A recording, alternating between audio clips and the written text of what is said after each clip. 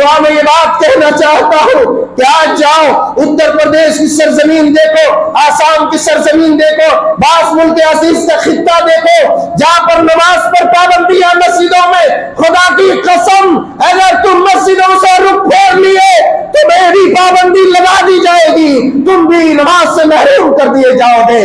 مسجد تو درکنار، تم اپنے گھروں کی چار دیواری میں بھی نماز پڑھنے سے قاصر ہو جاؤ گے، تب کیا کرو گے؟ تب کسے پکارو گے؟ تب واویلا مچاؤ گے۔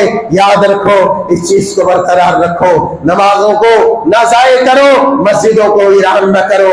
اے اللہ ہمارے فلسطینی ماؤں بہنوں بھائیوں معصوموں پر تو رحم فرما۔